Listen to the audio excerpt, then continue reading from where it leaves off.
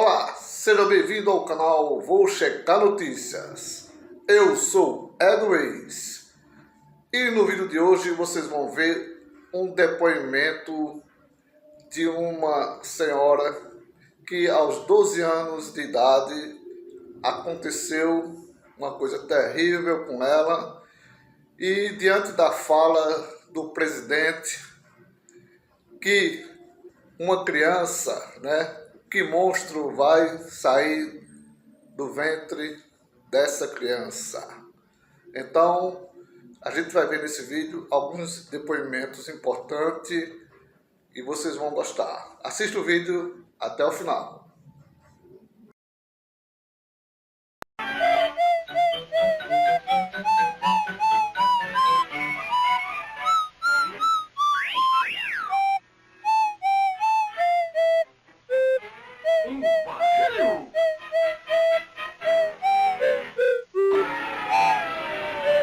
Vai que embora, carniça. Por que uma menina é obrigada a ter um filho de um cara que estuprou ela? Que monstro vai sair do ventre dessa menina? Que monstro vai sair do ventre dessa menina? A gente tem que respirar para comentar uma fala abjeta dessa. Uma fala difícil até encontrar, o adjetivo. Um monstro. Um bebê monstro. Queria pedir à produção para colocar na tela a foto da Tasnim. É uma reportagem da BBC. A Tasnim, ela é filha de um estupro. E ela diz que nasceu de um estupro, mas que isso, claro, não a define. E aí, se a produção puder deixar essa foto na tela, ela diz o seguinte na reportagem: existe muito estigma, mas não deveria haver comigo. Não é sobre como, quem você está relacionado. Eu sou a minha própria pessoa e não é minha culpa. Eu apenas fui afetada por isso. Se eu pudesse falar com a mãe dela já faleceu, gostaria que ela soubesse como ela foi corajosa. E para dizer a ela que está tudo bem. Eu estou bem. Eu nasci de um estupro, mas isso não me define. Agora eu queria pedir à produção para colocar a segunda foto na tela, que é de uma mãe. A Sami tem um filho de 12 anos, também fruto de um estupro. E ela diz o seguinte: ele não foi concebido por amor, ele foi concebido por um monstro. Mas Deus, eu o amo. Eu sou a sobrevivente e meu filho é a vítima. E aí, Paula, nós ouvimos do presidente da República Federativa do Brasil que crianças são monstros, que bebês vítimas de estupro são monstros. Portanto, Paula, para a gente ficar por aqui, porque é de uma gravidade tão grande isso que ele disse, chamar o Lula de anão moral é um elogio. Monstro é o senhor Luiz Inácio Lula da Silva.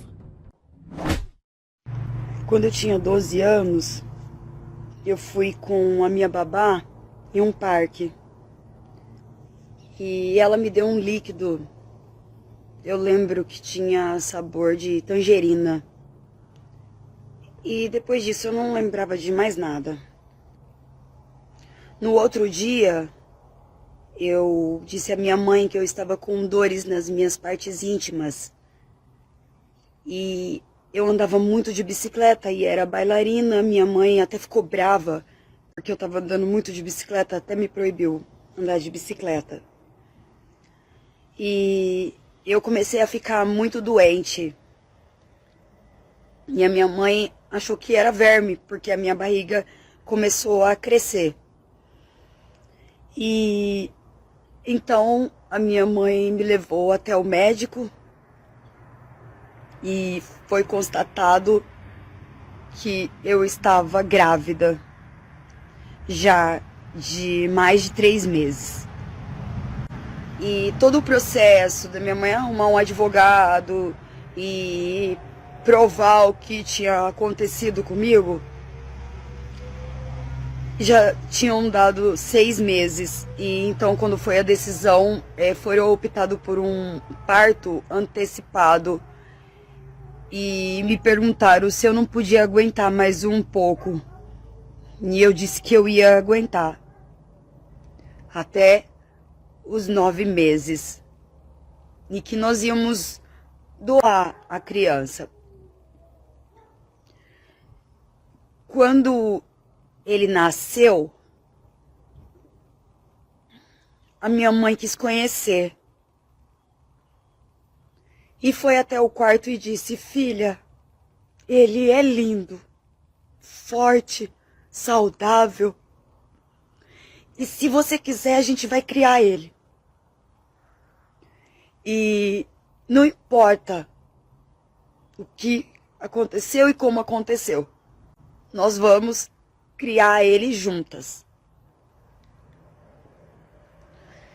E criamos. Hoje, o meu filho, ele tem 30 anos. O meu filho, ele é um ótimo pai, um ótimo marido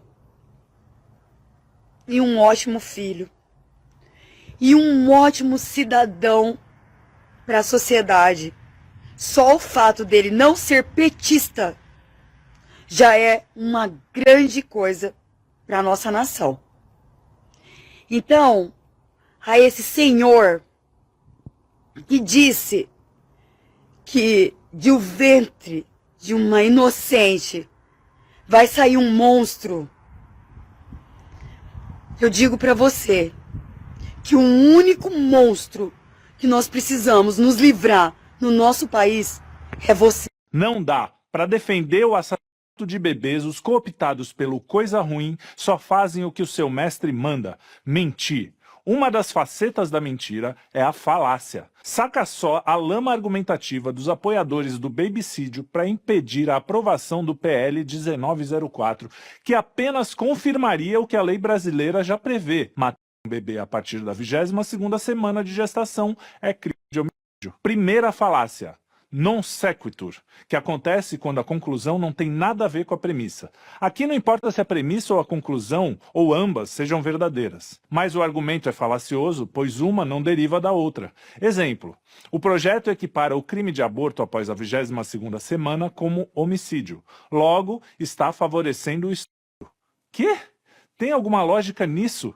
Ao dizer que o projeto de lei iguala uma vítima de estupro a um assassino, os maliciosos também usam do artifício arenque vermelho ou da pista falsa. Na literatura, é um truque para despistar o leitor, muito comum em livros sobre investigação, mas na vida real não passa de uma falácia para desviar o foco da discussão, tentar fazer você não pensar no assassinato de um bebê no ventre, mas sim na vítima de estupro.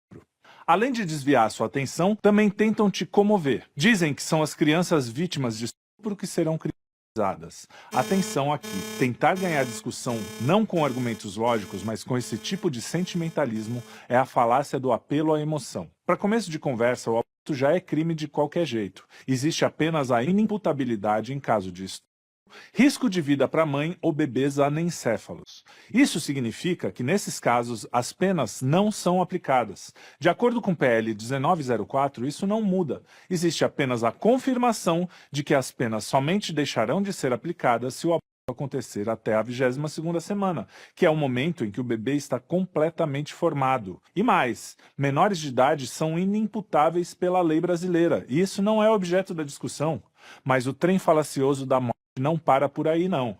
Ao esquecer os princípios e apontar para um resultado indesejado, caso a lei seja cumprida, escorregam na falácia do apelo às consequências. Ao distorcer o texto do PL e atacar a interpretação equivocada que fizeram dele, os abutres incorrem na falácia do espantalho. Ao enquadrar os defensores do projeto como radicais de extrema-direita, cometem a falácia do argumento ad hominem, que significa atacar o argumentador e não o argumento. Ao usar de lugares comuns e temas sensíveis para tentar seduzir a população, mesmo que nada tenha a ver com a discussão, recorrem ao argumentum ad populum, ou falácia do apelo à multidão. Melhor parar por aqui, senão esse vídeo não termina. Assim como as mentiras de quem não tá nem aí para a vida humana. A mentira não tem limites e deve ser combatida.